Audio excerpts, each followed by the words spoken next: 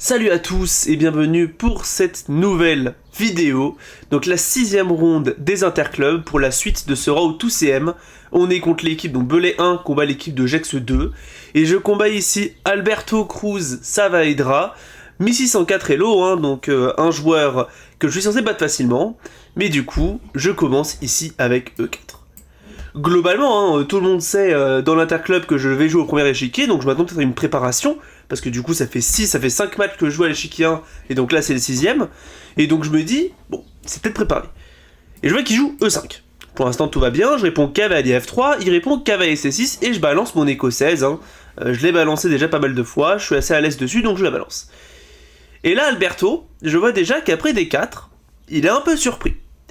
Il va jouer rapidement, mais il est un peu surpris, donc je sais pas trop à quoi m'attendre. Est-ce qu'il est préparé, est-ce qu'il ne l'est pas? Finalement, il joue E prend D4, très logique, je récupère. Et là, il joue Dame F6.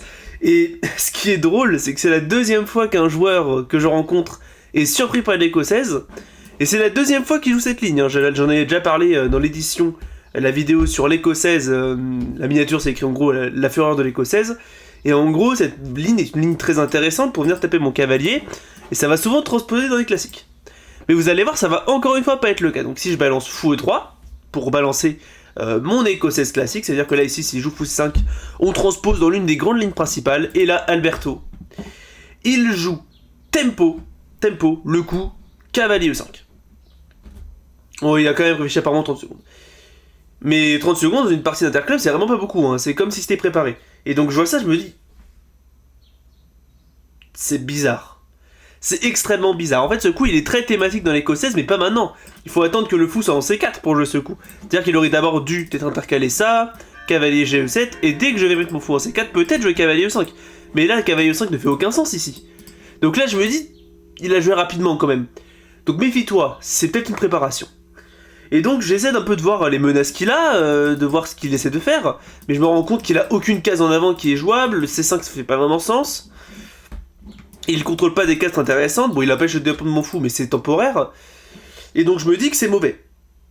Et c'est pour ça, le titre de la vidéo, c'est sur ce coup-là en fait, ici Alberto joue la deuxième fois sa pièce, donc en fait il ne respecte pas les principes, et ici je vais pouvoir le punir assez rapidement.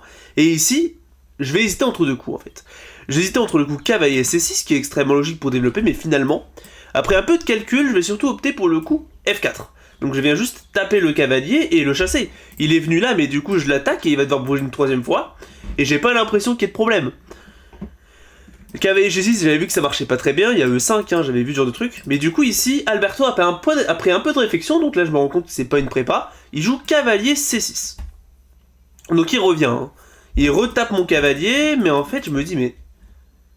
E5 non? Parce que là maintenant, tout est contrôlé, donc soit tu reviens en arrière et t'as perdu du temps, surtout que j'ai cavalier B5 qui pourrait arriver. Soit je pourrais jouer sur cavalier C3, cavalier D5, cavalier B5 et je pourrais taper comme ça. Si tu pars un peu trop par là-bas, j'ai G3 et je vais peut-être enfermer ta dame. Donc t'es pas bien là. Et finalement, je joue le coup E5. J'avais déjà calculé avant de jouer F4, mais j'avais préféré prendre un peu de temps pour recalculer. J'attaque la dame. Et là, Alberto, il me regarde un peu. Et il joue encore une fois extrêmement rapidement le coup cavalier prend E5. Et je vois ça dans la partie, je me dis, attends, mais c'est quoi ça? C'est quoi ça? Mais quand on voit un sacrifice comme ça jouer avec autant de confiance et autant de... j'ai envie de dire de confiance et... Ah, il a joué rapidement quoi, autant de vitesse, bah on s'attend à une prépa. Donc là je me dis, attends, mais je suis tombé dans un piège ou quoi là? Je suis tombé dans un piège. Mais du coup je regarde la position, je me dis, ok, qu'est-ce qui se passe après pion prend? Il y a dame prend, il y a un clouage, le cavalier est en pression.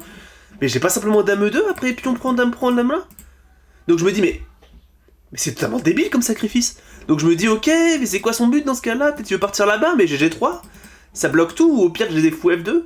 J'ai l'impression qu'il y a absolument rien, et donc finalement je récupère. Alberto prend. Et je joue simplement dame 2. Alors là attention, il menace le fou. Si je joue par exemple le coup comme roi F2, ça pourrait m'affaiblir, même si je suis totalement gagnant, peu importe. Mais là en fait je joue plutôt dame 2, et en fait je me dis juste bah... Il est perdu là, il est juste perdu, je vais fou F4, fou F2, peu importe, je vais bouger mon fou, je vais changer les dames, et j'ai une pièce de plus. Et si tu viens jouer en A5 pour essayer de t'enlever, j'ai fou D2, échec, et puis je vais gagner la dame, donc t'es perdu. Et donc je suis déjà gagnant en fait au coup 9. Pourquoi? Parce que ici, Alberto n'a absolument pas respecté les principes, et il a dû sacrifier du matériel, parce que sinon il allait avoir de toute façon une position qui était beaucoup moins bien. Mais du coup, je vois ça dans la partie, je me dis, mais... C'est un 1600 Elo ça? C'est pas pour être irrespectueux, c'est juste que ça m'étonne énormément qu'un 1600 Elo joue comme ça. Et quand je regarde les autres joueurs, il y a un joueur à 1500, il y a 2 joueurs non classés qui sont dans l'équipe de Jex, je vois que leur position elle est beaucoup plus potable que ça, et je me dis, mais quoi? Et donc finalement, bon, je vais passer assez vite dans la partie, parce qu'en fait, il n'y a pas de but, c'est juste une pièce de moins, et même si il a récupéré 2 pions, donc je restais un peu vigilant durant la partie, en fait, elle s'est passée assez rapidement, donc déjà, ici, il joue à 6, hein. Donc ça se voit qu'il y a un truc qui a pas, je joue fou F4, j'échange les dames, ici, bon, je mets mon roi à l'abri, il prend le centre, alors j'avais souvent des petites menaces au cas où, quand ça peut arriver, vous voyez que des fois, là, les noirs peuvent jouer un système comme ça, en fait, à chaque coup de pion, ça affaiblit des cases, et ici ça affaiblit D4, D5. Donc s'il joue un coup comme cavalier F6 par exemple, j'aurais pu jouer sur cavalier F5 pour attaquer le pion et me prendre possession de la case D5 avec le fou ou le cavalier. Je voulais juste dire ça en 2 spies. D5 du coup il joue... Après j'active ma tour, je m'empêche des vis-à-vis. Finalement bon il sort pas, il essaie plutôt de roquer. Mais du coup ça me permet de réussir à faire un truc. Donc il sacrifie un fou, hein, mais s'il prend... Attention c'est chez Kemat. Donc petite tactique. J'ai trouvé quand même des petits thèmes tactiques intéressants, donc je vais passer quand même un peu plus lentement. Mais ok, là-dessus oui, donc si tour prend, pion prend, échec et mat. Fou prend F5, fou échec.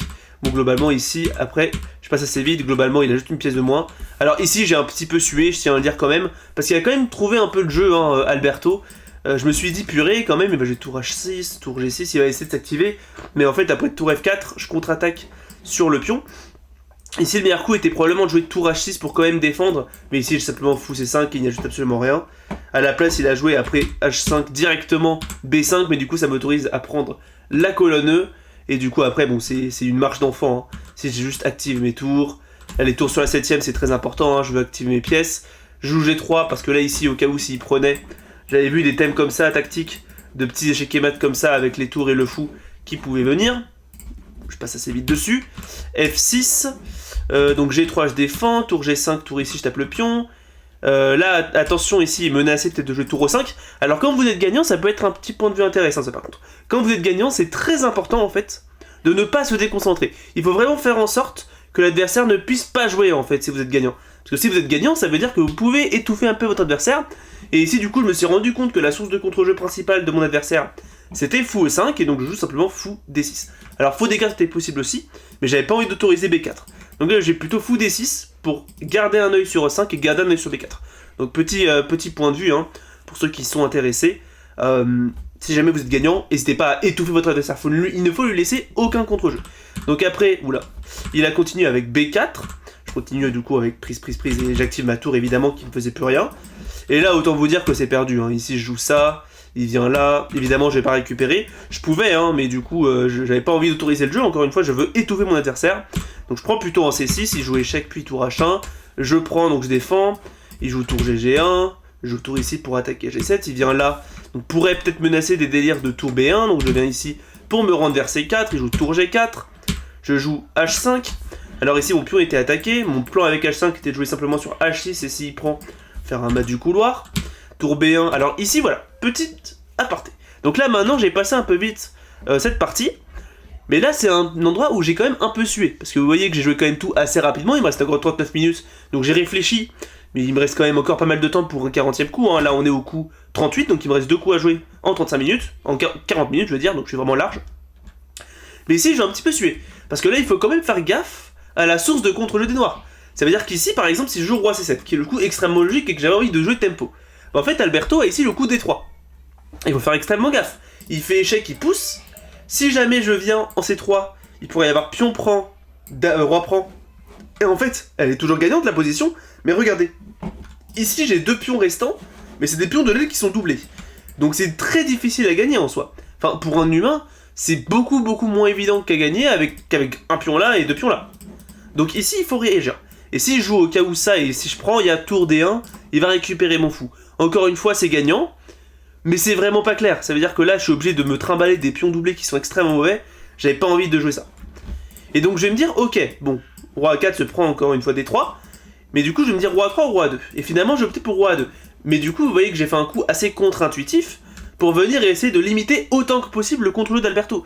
Et ici, en fait, j'attaque sa tour. Il peut pas la défendre parce qu'il y aurait tour prend. S'il prend, bah en fait, je vais me débrouiller assez bien. Hein. J'ai réussi à garder mon pion C2. Et donc, voilà, j'ai fait de mon mieux, en fait, pour essayer de tuer le contre-jeu d'Alberto. Et vous voyez qu'ici, en fait, il ne peut plus rien faire. Il va essayer de récupérer. Je vais tour H4 pour essayer d'attaquer. Mais du coup, je vais défendre. Et là, on a atteint le 40e coup. Vous voyez qu'il me reste 59 minutes. Et après, roi H7, il lui reste 1h45. Donc il est fini avec quasiment plus de temps. Hein. La partie n'est pas encore finie. Mais vous allez voir, après, c'est juste une balade de santé. J'ai une pièce nette de plus. J'active mon roi. Alors attention, hein. Ici, c'est une erreur. Il aurait peut-être dû jouer échec. Avec l'idée que si je viens là, encore une fois, je finis sur une finale qui n'est pas si simple à gagner. J'ai une pièce de plus, mais mes pions sont un peu de mauvaise qualité. Donc il aurait dû opter pour ça. À la place, il opte pour G6, qui est un coup qui m'aide plus qu'autre chose. Hein. J'ai une faiblesse avec les pions doublés. Il me permet de m'en débarrasser. Franchement, je suis très content. Roi prend G6, roi C4. Maintenant, attention, il n'a plus ça. Il y aurait simplement tour prend. Donc ici, il est plutôt pour tour E2, avec toujours l'idée que si je prends, il pourrait prendre en C2. C'est pour ça que j'intercale le coup roi D3 pour venir défendre le pion, attaquer la tour. Le fou défend l'autre pion. Il joue tour E3, je prends tour E2 et je pousse. Et ici, globalement, c'est totalement perdu. Hein. Je tiens quand même à montrer la petite tactique drôle. Parce qu'à la fin, bon, ici, autant vous dire que je jouais quasiment tout tempo et lui aussi. Il joue F4 hein, pour essayer de taper mon fou. Mais je m'en fiche, je balance C4 parce que s'il prend, je pourrais simplement jouer dame sur échec. J'ai juste envie de montrer cette petite tactique. S'il joue tour C4, il se prend tour C5. Et il y a simplement une promotion inarrêtable. Et donc, il joue plutôt tour E8. Mais après, roi D7, donc je resacrifie le fou, hein, qui ne peut toujours pas prendre. Tour H8 et C8 dame. Il récupère tout, prise. Il a continué à la jouer pendant un coup, hein, je joue tour F5 pour faire la cage autour du roi. Il joue roi G4 et avant même que je puisse répondre, parce que là ici je suis mort de rire, hein. Globalement on est tous les deux en train de rigoler, parce que c'est quand même un peu abusé de continuer jusque là. Mais finalement il va serrer la main, il va tendre la main vers moi et abandonner. Donc une partie quand même assez intéressante sur les premiers coups, j'imagine. Après quand même, je tiens à dire que j'ai quand même un peu réfléchi et il a quand même trouvé du bon contre-jeu. Donc ça m'a permis aussi de pratiquer ces finales gagnantes avec une pièce contre deux pions, hein. C'était quand même une finale qui était intéressante, où il fallait trouver du jeu, trouver les bonnes manœuvres, et ça m'a permis de bien réfléchir sur ce genre de finale, donc c'est quand même de l'expérience que je prends, et voilà quoi. Donc petite victoire quand même assez tranquille, hein. Malheureusement il a très mal joué à l'ouverture, et après tout a coulé finalement assez rapidement. Mais du coup victoire pour ce 10e épisode du Road to CM, pour ce 6e Interclub, hein. Pour l'instant je suis à 5,5 sur 6 sur les Interclubs, donc c'est vraiment une très bonne performance. Et du coup, j'espère que ça vous a plu, même si la partie n'était pas la plus intéressante. J'espère qu'au moins vous avez appris un petit peu la mentalité qu'il faut avoir quand on est gagnant, et aussi pourquoi du coup il faut respecter les principes, c'est le but de la vidéo. Et du coup, n'hésitez pas à liker la vidéo, vous abonner et à la partager si c'est le cas, hein. Ça fait toujours plaisir et ça m'aide énormément. Et du coup, je vous dis à bientôt pour des prochaines vidéos, des prochaines rondes, des prochains cours, etc. Je vous dis à bientôt. C'est Dragonia Alpin. Tchuss.